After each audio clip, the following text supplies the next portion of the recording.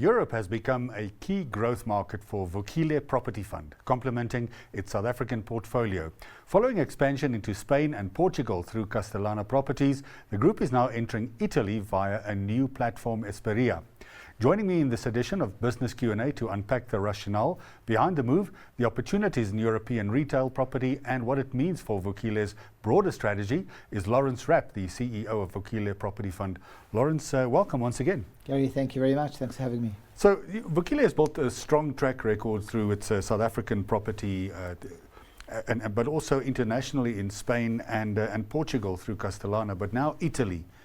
What's the logical next step? Why?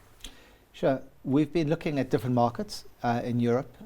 We've got a real dominant position in Iberia. We're now sort of a top 3 player in Iberia and still very committed to grow there, but we're also seeing the market tightening in terms of yields and want to start looking a bit further afield. We've been exploring different markets, and the one that really has come up as the most attractive for us has been Italy. Some really good fundamentals which we can talk through, but I think the real catalyst for why we decided to now go into it is because of the stake we took in Pradera in December last year. With Pradera comes a tremendous knowledge and experience in the Italian market, and that meant that we could now access a management team on the ground.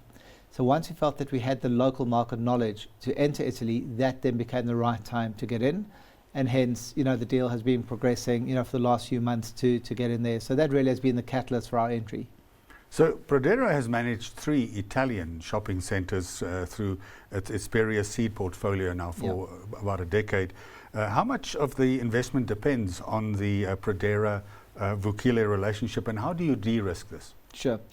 So I think, that's really the nature of the de-risking, is that the fact that we are now operating Italy as locals on the ground. Okay, and we always use that terminology. We think that is sort of really what drives success. It's what's made us so successful in Spain and Portugal. Pradera has been operating in Italy for over 20 years. They've managed in excess of 2 billion euros of assets there. And I think it's fair to say are probably the most well-known and active player in the Italian retail market. They have all the deep relationships. Obviously, those are now our relationships, because not only owning 35% of Pradera, but a very close working relationship. So we are now able to sort of enter that market with all that local market knowledge, all that experience in what we are doing. So I think, by simply having them managing for us, being part of us, that's where the de-risking comes in, because operating in Italy, you've got to understand the local nuances. Now, that's everything from understanding the tax structuring to understanding the structure of retail. And retail there is very different to, for example, what we see in South Africa, what we see in Spain. Spain is very much dominated by the Inditex group. So they're always going to be a dominant tenant.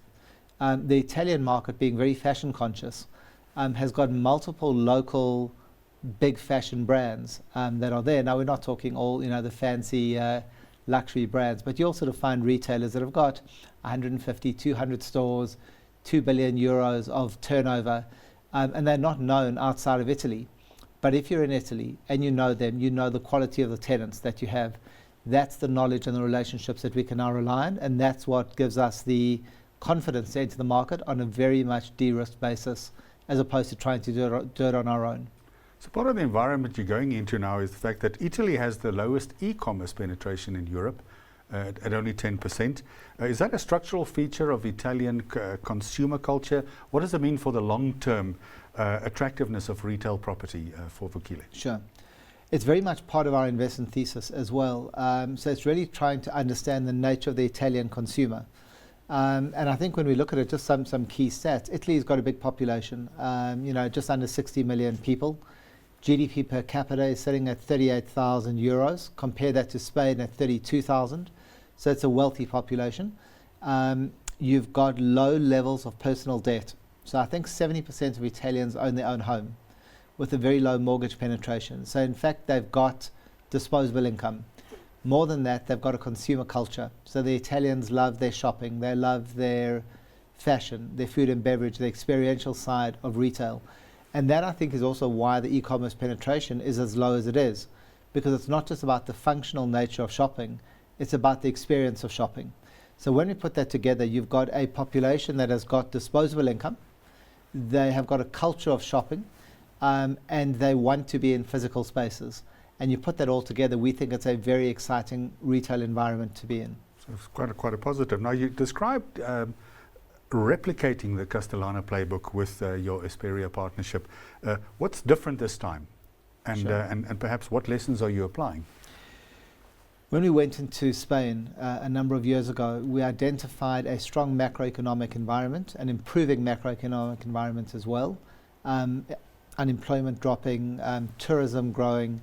But the thing that really attracted us to Spain in the first place was a very fragmented ownership market of retail shopping centres, a very large element of private equity, closed-end funds, in other words, financially motivated owners of shopping centres, as opposed to retail or long-term institutional owners like REITs. Okay, and we felt that we could take advantage of that situation by buying assets that we felt were undermanaged and building a consolidated position. Now, that's what we've done in Spain and Portugal over the last, call it, 8 years. So today, as I said, we are now a top 3 player in Iberia. We've got 2.2 billion euros worth of assets, and really have built a dominant business in that market. And that thesis has held true. So we've been able to buy from private equity funds looking to exit, for example. We've got very good deals in that regard. But we also found assets that weren't managed to the level that we would manage them. And therefore we could go in there, drive a whole range of value-add projects, really just bring in good bottom-up property asset management, and that's grown our earnings as well. Now, when we look at the Italian market, we're seeing a very similar picture. So the Italian market is perhaps less liquid than the Spanish market, but you also have a very fragmented market. You only have one REIT in Italy called IGD.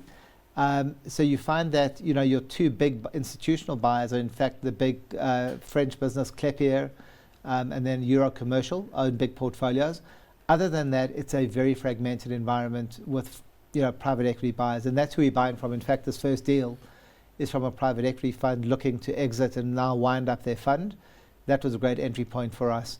So we sort of feel that the structure of the industry is very similar to what we saw in Spain initially, and that we think is the opportunity to say, how do we go in there as bottom-up property fundamental experts, look to buy undermanaged assets dominant in their catchment areas and grow the income from that point of view.